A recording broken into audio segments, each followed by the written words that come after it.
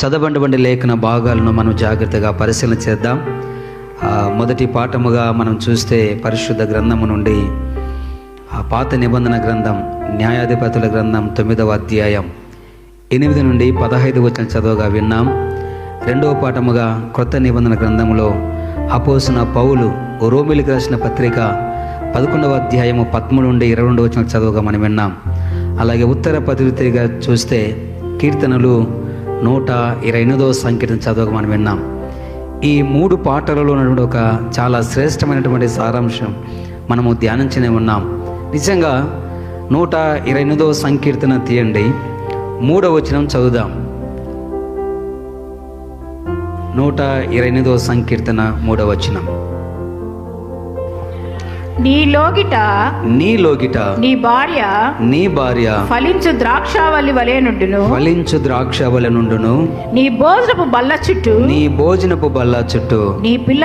నీ పిల్లలు ఒలీవ మొక్కల వలె నుందురు. చాలు ప్రియమైన వారులారా, ఇప్పుడున్న పరిస్థితుల్లో మనం చూస్తే చాలా కుటుంబాలలో ఎదురేటువంటి ఒక సమస్య మనము చూస్తూ ఉన్నాం. భర్త కావచ్చు, భార్య కావచ్చు, పిల్లలు కావచ్చు, లేదా తల్లిదండ్రులు కావచ్చు, కుటుంబం యొక్క పరిస్థితిని మనం జ్ఞాపకం చేసుకుంటే ఉదయం లేచిన మొదలుకొని నిద్రపోయేంత వరకు కూడా మనకు ఒకే ఒక ఆలోచన ఏంటి అంటే, మన కుటుంబంలో ఎదురేటువంటి అనేకమైన శ్రమలను బట్టి, అనేకమైన ఇబ్బందులను బట్టి, కష్టాలను బట్టి మనం ఆలోచన చేస్తూ ముందుకు సాగుతూ ఉన్నాం. ఫస్ట్ మనకు వచ్చేటువంటి ఆలోచన ఏంటి అంటే, పిల్లల భవిష్యత్తు ఏంటి అని మనము తల్లిదండ్రులుగా మనం బాధపడుతూ ఉంటాం. ఈ సమయంలో ఈ చదవబడినటువంటి లేఖన భాగాన్ని మనము జాగ్రత్తను పరిశీలన చేస్తే బైబిల్ గ్రంథం అంతట్లో కూడా ఒక ప్రాముఖ్యమైనటువంటిది, శ్రేష్టమైనటువంటిది ఒక చెట్టు గురించి ప్రత్యేకించబడి బైబిల్ గ్రంథంలో లెక్కించడం మనం చూస్తూ ఉన్నాం. ఏంటి అంటే, కుటుంబంలో మనం ఏ రీతిగా అయితే మన పిల్లల గురించి మనం ఆలోచన చేస్తూ బాధపడుతున్నామో, ఉదాహరణకు కుటుంబం అనగా భర్త, భార్య, పిల్లలు కలిగినటువంటిదే కుటుంబం అంటారు. సేమ్ టైం కుటుంబం అంటే ఇక చేన మనందరము కూడా ఆయన రక్తము చేత కడగబడినటువంటి వారమే మనము, ఆయన కుటుంబం. బాగా జ్ఞాపకం చేసుకోండి. కుటుంబం అంటే భర్త, భార్య, పిల్లలు కలిగినటువంటిది కుటుంబం. రెండవదిగా కుటుంబం అంటే ఆయన రక్తము చేత కడగబడిన మనందరము కూడా దేవుని కుటుంబం. మరి మన కుటుంబంలో మనం ఆలోచన చేసేటువంటిది ఏంటి అంటే, నిద్రపోయేంత వరకు కూడా మనం ఒకటి ఆలోచన, మన పిల్లలకు మనం ఏమి చేయాలి, పిల్లలకు మనము ఏమి సంపాదించాలి, మన పిల్లల యొక్క భవిష్యత్తు ఏంటి అని మనము చాలా ఆలోచన చేస్తూ బాధపడుతూ ఉంటాం. పిల్లలు దేవుడిచ్చిన గొప్ప బహుమానం మనకు. మరి మనం ఆలోచన చేసేటువంటి పిల్లలు ఎలాంటి వారో మన కుటుంబంలో కావచ్చు, సంఘములో ఉన్నటువంటి మనందరము కావచ్చు, ఎలాంటి వారమో అనేటువంటిది మనం ఆలోచన చేద్దాం. మన ఆది పితరులను జ్ఞాపకం చేసుకుంటే ఆదామవులను దేవుడు తన పోలిక చొప్పున ఆయన నిర్మించాడు కదా. పురుషుని గాను స్త్రీని గాను నిర్మించి వారిని ఆశీర్వదించి మీరు ఫలించి అభివృద్ధి పొందుడని వారిని దేవుడు ఆశీర్వదించని మనం చూస్తున్నాం. ఒక కుటుంబముగా దేవుడిని వారిని ఆశీర్వదించాడు. ఎందుకు మాట్లాడుతుందంటే, కుటుంబము అనేటువంటిది ఈ సమాజములో చాలా విలువైనటువంటిది. ఆనాడు ఏదైనా వనములో దేవుడు ఆ కుటుంబాన్ని కట్టాడు. ఈనాడు కూడా అదే కుటుంబము కూడా దేవునికి దూరమై అనేకమైన కష్టముల చేత, అనేకమైన శ్రమల చేత, అనేకమైన ఇబ్బందుల చేత మనం ముందుకు సాగుతున్నాం. ఇటువంటి కుటుంబాలలో మనం ఎదురేటువంటి ఫస్ట్ మనకు సమస్య ఏంటి అంటే, పిల్లల గురించి మనం ఆలోచన చేస్తూ ఉన్నాం. పిల్లల యొక్క భవిష్యత్తు ఏంటి, పిల్లల యొక్క ఉద్దేశం ఏంటి. ఆనాడు దేవుడు కూడా ఆయన సృష్టించిన మొదలుకొని ఎప్పుడైతే ఆజ్ఞ అతిక్రమించి పాపము చేశారో, ఆ పాపంలో జీతం మరణమే బిడలకు సంప్రాప్తమై వారిని దూరం చేశాడు, వెలివేశాడు. వెలివేసిన దేవుడు ప్రేమ కలిగిన వాడుగా తన కుమారుని లోకను పంపించాడు కదా. యోహాను సువార్త 3వ అధ్యాయం 16వ వచనం చూడగలం. దేవుడు లోకమును ఎంతో ప్రేమించాడు. లోకం అంటే ఎవరు? మనమే. లోకములో ఉన్నటువంటి దేవుడు మనలను ప్రేమించి ఆయన మన కోసం తన కుమారుని పంపించాడు. ఎందుకంటే కుటుంబములో పిల్లలు ఎంత బాధపడుతున్నారో, కుటుంబంలో పిల్లలు ఎంత కష్టపడుతున్నారో, మరణ బంధకాల చేత ఎంత మరి దూరం అయిపోయారన్నటువంటి దేవుడు ప్రేమ కలిగి తన కుమారునటువంటి యేసు క్రీస్తు ప్రభువును ఈ లోకానికి పంపించాడు. బాగా జ్ఞాపకం చేసుకోండి. కుటుంబం అనేటువంటిది సంఘాన్ని దేవుడు పోల్చాడు. కుటుంబం అనేటువంటిది భార్యాభర్తలు పిల్లలు అనేటువంటిది కుటుంబం అని దేవుడు పోల్చాడు. కుటుంబం యొక్క వ్యవస్థ ఈనాడు ఏ రీతిగా ఉందో మనం జ్ఞాపకం చేసుకుందాం. కష్టముల చేత ఉంది, బాధలో ఉంది, దుఃఖములో ఉంది, అవమానంలో ఉంది, సమాధానం లేనిదిగా ఉంది. కానీ యేసుక్రీస్తు ప్రభువు ద్వారా ఆయన లోకానికి వచ్చే దేవుడు ఏం చేశారంటే, నీవు నేను కట్టబడాలని, నీవు నేను సమాధాన పడి ఉండాలని, నీవు నేను ఆశీర్వదించబడాలని ప్రభువు తానే బలి అయిపోయాడు. ఆయన రక్తాన్ని కార్చాడు. ఆయన నీ కోసం నా కోసం ఆయన ప్రాణం పెట్టి తిరిగి లేచాడు. ఆయన కార్చిన అమూల్య రక్తము ద్వారా మన ప్రతి పాపాన్ని తుడిచివేశాడు. అసమాధానం తొలగించాడు, మరణ బంధకము తొలగించాడు, మనం చేసిన పాపాన్ని ఆయన క్షమించాడు. అందుకే ప్రేమ కలిగిన దేవుడు ఆయన తిరిగి ఆయన కుటుంబాన్ని కట్టాడు. తన స్వరక్తము చేత సంపాదించబడినటువంటి కుటుంబముగా దేవుడు మనందరినీ కూడా ఆయన సమకూర్చాడు ప్రేమను వారలారా.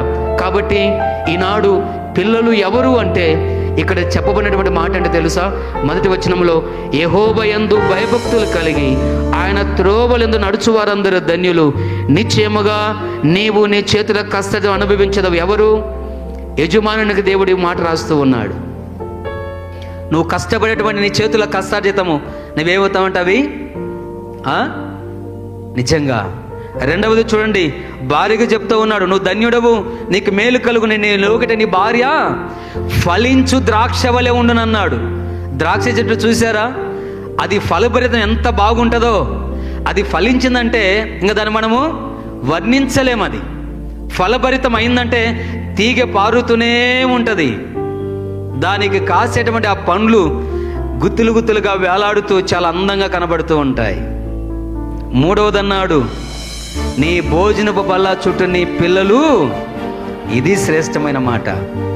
ఇప్పుడు బైబిల్ గ్రంథంలో శ్రేష్టమైనటువంటి మాటకి ఎందుకు వచ్చామంటే, ఒలీవ మొక్క అంటే ఏంటి? ఒలీవ మొక్క అంటే అసలు పిల్లలను ఎందుకు ఒలీవ మొక్కలతో దేవుడు పోల్చాడు? బైబిల్ గ్రంథంలో చాలా మాటలు ఉన్నాయి. మన పిల్లలు ఎలాంటి వారు అంటే, నువ్వు బాధపడుతున్నావు, అయ్యో నా పిల్లల భవిష్యత్తు ఏంటి, నా పిల్లలకు ఉద్యోగాలు లేవు, నా పిల్లలకు చదువు లేదు, నా పిల్లలకు అనారోగ్యం ఉంది, నా పిల్లల యొక్క భవిష్యత్తు ఏంటని చాలామంది తల్లిదండ్రులు బాధపడుతూ ఉన్నారు. సంఘములో మరి కుటుంబముగా చేరిన మనము మన బిడ్డలు ఏమైపోతున్నటువంటి ఆలోచన చేత కాపరి కావచ్చు, కమిటీ కావచ్చు, బాధపడేటువంటి దినాలు ఎంతో మనం చూస్తూ ఉన్నాం. కానీ పిల్లలు ఎలాంటి వారంటే దేవుడు ఒలీవ మొక్కతో పోల్చాడు. అసలు ఒలీవ మొక్క అంటే ఏంటి? ఎందుకు ఒలీవ మొక్క గురించి ఆయన పిల్లలను పోల్చాడు అంటే, చూడండి పరిశుద్ధ గ్రంథములో మనం చూస్తే ఫస్ట్ మాట మనము చూడగలం. న్యాయాధిపతుల గ్రంథం 9వ అధ్యాయం, అక్కడ ఒక సంభాషణ జరుగుతూ ఉంది. చూడండి, ఒక సంభాషణ మనం చూస్తాం. 9వ అధ్యాయం 9వ వచనం చదువుదాం. మమ్మును వేలుమని ఒలీవ చెట్టును అడగగా, ఒలీవ చెట్టు దేవునిని మానవులను దేని వలన నరులను సన్మానించెదరో ఆ నా తైలము నీయక మాని చెట్ల మీద రాజువైండి ఇటు అటు ఊగుటకు నేను వచ్చేదనని వాటితో నెగను. ఒక సంభాషణ జరుగుతుంది ఈ అధ్యాయం చదివితే. ఏంటి సంభాషణ అంటే, ఉదాహరణకు మనము ఇక్కడ చూస్తాం, సంఘాన్ని పరిపాలించేటకు ఒక కమిటీ ఉంది. కమిటీని మనం ఏర్పాటు చేసుకున్నాం. ఒక ఫెలోషిప్, ప్రార్థనలో మనము ఒక గుంపుగా చేరడం ఒక ఫెలోషిప్ ఉంది కదా, ఒక సహవాసం మనం ఏర్పాటు చేసాం. యూనియన్లు మనం చూస్తాం బయట, యూనియన్ అంటూ అంటే ఏలుబడి చేసేదానికి, ఒక ప్రాధాన్యత వహించేదానికి ఒక ప్రత్యేకించబడిన వారిని మనం ఎన్నుకుంటాం కదా. ఎన్నుకున్నటువంటి ఆ సమయంలో మనం చూస్తే ఇవి అన్నీ అనుకుంటానంట. సమాజంలో చూస్తే పక్షులకు ఒక రాజుగా ఉన్నాడు, అడవిలో జంతువులకు ఒక రాజుగా ఉన్నాడు కదా. మరి మనుషులను చూస్తే ఏలుటకు రాజులను ఏర్పరచుకుంటున్నారు, కానీ ఈ చెట్లు ఏమనుకుంటే మనలను ఏలుటకు ఒక రాజు లేడే అని చెట్లన్నీ మాట్లాడుకుంటూ ఉన్నాయంట. మాట్లాడుకొని ఒక చెట్టు దగ్గరికి వెళ్ళాయి. ఏ చెట్టు దగ్గరికి? ఏ చెట్టు? ఒలివ చెట్టు. అన్నిటికీ రాజులు ఉన్నాయి, కానీ మమ్మల్ని ఏలుటకు రాజు లేడే, మమ్మల్ని ఏలేదానికి ఒక రాజుగా నువ్వు నియమించబడతావా అని ఆ చెట్టును అడిగితే చెట్టు ఒప్పుకున్నదట. చెట్టు ఒప్పుకున్నదా? ఎందుకు ఒప్పుకోలే? అయ్యా, నేను ఒక ప్రత్యేకించబడినటువంటి దానిగా ఈ లోకములో దేవుడు నన్ను నిర్మించాడు. నేను దేవునిని నేను సన్మానించాలి. దేవుని సన్మానించడానికి దేవుడు నన్ను నిర్మించాడు. సేమ్ టైం మానవులను కూడా సన్మానించడానికి నన్ను నిర్మించాడు. అవి మాని మిమ్మల్ని ఏలానా అని అడుగుతా ఉంది. అంటే ఫస్ట్ ఎందుకు మాట్లాడంటే, చెట్లన్నీ కలిసి ఈ ఒలీవ చెట్టు దగ్గరికి ఎందుకు వెళ్ళాయో తెలుసా? రాజరికానికి నువ్వు ఉండాలని గోజారుతూ ఉన్నాయి. ఫస్ట్ మన పిల్లలు ఎలాంటి వారిగా ఉండాలి అని కోరుకోవాలంటే రాజరికముగా ఉండాలని కోరుకోవాలి. అయ్యో, నా పిల్లలు ఏమైపోతారో, నా పిల్లల భవిష్యత్తు ఏంటో అని అనుకోవద్దు.